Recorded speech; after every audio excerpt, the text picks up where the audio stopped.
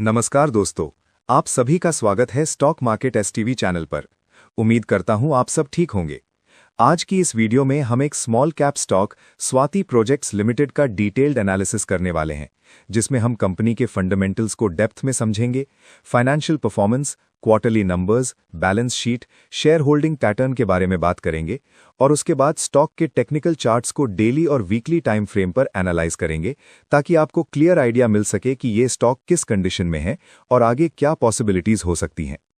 Swati projects limited एक non banking financial company है जो मेनली इन्वेस्टमेंट और लेंडिंग एक्टिविटीज में एंगेज्ड है।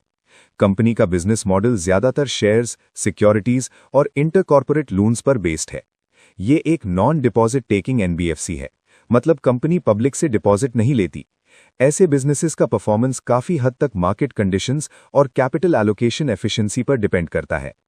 अगर हम करंट फंडामेंटल्स की बात करें तो स्टॉक का प्राइस लगभग 30 से 33 रुपए के रेंज में ट्रेड करता हुआ दिखाई देता है। कंपनी का मार्केट कैपिटलाइजेशन लगभग 30 से 35 करोड़ के आसपास है, जो इसे एक micro to small cap category में रखता है।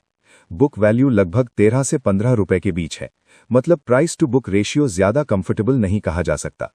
प्राइस अर्निंग्स रेशियो काफी इनकंसिस्टेंट है, कुछ जगह बहुत हाई दिखाई देता है और कुछ पीरियड्स में नेगेटिव भी रहा है, जो सीधा इस बात की तरफ इशारा करता है कि कंपनी की अर्निंग्स स्टेबल और प्रिडिक्टेबल नहीं है। रिटर्न रेशियोज पर अगर ध्यान दिया जाए तो कंपनी का आरओई और आरओसीई दोनों ही काफी लो रेंज में रहे हैं। आरओई और आरओसीई ज्यादातर सिंगल डिजिट में ही दिखते हैं, जो ये बताता है कि कंपनी शेयर होल्डर्स के कैपिटल और टोटल कैपिटल का इफेक्टिव यूटिलाइजेशन नहीं कर पा रही है।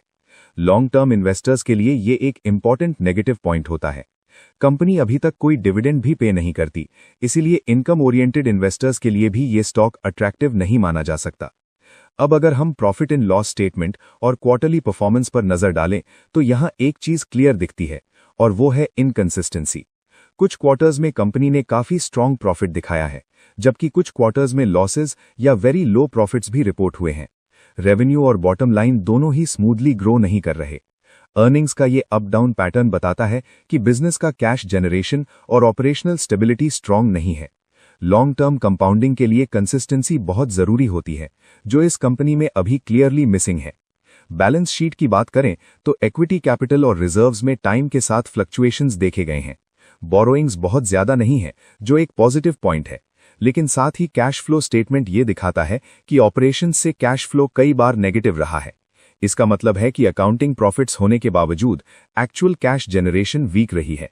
वर्किंग कैपिटल साइकिल भी काफी इनएफिशिएंट लगती है, जो एक एनबीएफसी के लिए रिस्क फैक्टर हो सकता है।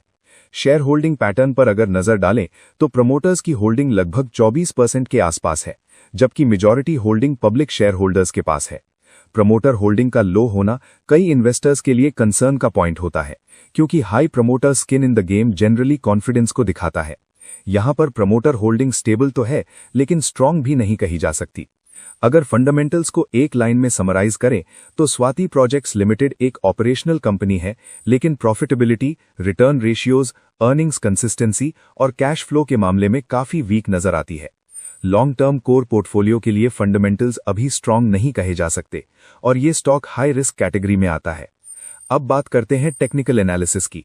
डेली टाइम फ्रेम पर अगर चार्ट देखा जाए तो स्टॉक शॉर्ट टर्म में थोड़ी स्ट्रेंथ दिखाता हुआ नजर आता है। कुछ मूविंग एवरेजेस के ऊपर प्राइस ट्रेड करता हुआ दिखा है और मोमेंटम इंडिकेटर्स जैसे आरएसआई और मैकडी शॉर्ट टर्म बुलिश बायस शो करते हैं।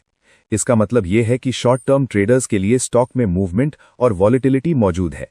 लेकिन जब हम वीकली टाइम फ्रेम पर शिफ्ट करते हैं तो पिक्चर थोड़ी मिक्स्ड हो जाती है। वीकली चार्ट पर स्टॉक अभी भी अपने मेजर रेजिस्टेंस जोन्स के पास ट्रेड कर रहा है। ट्रेंड स्ट्रांग बुलिश जोन में एंटर नहीं किया है। वीकली स्ट्रक्चर ये बताता है कि स्टॉक ज्यादातर रेंज बाउंड या वॉलेटाइल नेचर का है। फिबोनाची लेवल्स के बेसिस पर देखा जाए तो 29 से 32 रुपए का जोन एक स्ट्रांग सपोर्ट के रूप में काम करता हुआ दिखाई देता है। अगर स्टॉक इस जोन के ऊपर होल्ड करता है तो short term relief rally possible है। ऊपर की तरफ 41 से 44 रुपए का जोन एक मेजर रेजिस्टेंस है। जब तक स्टॉक इस रेजिस्टेंस को स्ट्रांग वॉल्यूम के साथ डिसाइसिवली ब्रेक नहीं करता, तब तक सस्टेन्ड अप ट्रेंड कंफर्म नहीं माना जा सकता। अब बात करते हैं फाइनल ओपिनियन की। जो लोग इस स्टॉक में नया एंट्री लेने की सोच रहे हैं, उनके लिए ये स्टॉक सिर्फ एग्रेसिव और शॉर्ट टर्म ट्रेडिंग पर्सपेक्टिव से ही देखा जाना चाहिए, वो भी स्ट्रिक्ट स्टॉप लॉस के साथ। लॉन्ग टर्म इन्वेस्टर्स के लिए अभी फंडामेंटल्स इनफ स्ट्रांग नहीं है, इसीलिए पेशेंस रखना और बेटर क्वालिटी बिजनेसेस का वेट करना ज्यादा बेहतर अप्रोच होगी। जो लोग ऑलरेडी इस स्टॉक में इन्वेस्टेड हैं, अगर वो प्रॉफिट में हैं, तो पार्शियल प्रॉफिट बुकिंग एक सेंसिबल डिसीजन हो सकता है। अगर लॉस में है तो फंडामेंटल्स को ध्यान में रखते हुए अपनी होल्डिंग को रिव्यू करना जरूरी होगा। बिना इमोशन के डिसीजन लेना यहां सबसे इंपॉर्टेंट होगा। वीडियो के एंड में मैं आप सबको ये बताना चाहता हूं कि ये पूरा एनालिसिस सिर्फ एजुकेशनल और इन्फॉर्मेशनल पर्पस के लिए है। ये किसी भी तरह की बाय या सेल रिकमेंडेशन नहीं है। स्टॉक मार्केट में इन्वेस्टमेंट रिस्क के साथ आता है, इसीलिए इन्वेस्ट करने से पहले अपनी रिसर्च और अपने फाइनेंशियल एडवाइजर से सलाह जरूर लें। अगर आपको ये डिटेल्ड एनालिसिस पसंद आया हो तो वीडियो को लाइक जरूर करें, अपने दोस्तों के साथ शेयर करें, चैनल को सब्सक्राइब करें और कमेंट्स में बताएं कि आप नेक्स्ट कौन सा स्टॉक एनालाइज करवाना चाहते हैं। मैं आपसे नेक्स्ट वीडियो में फिर मिलूंगा, तब तक के लिए धन्यवाद।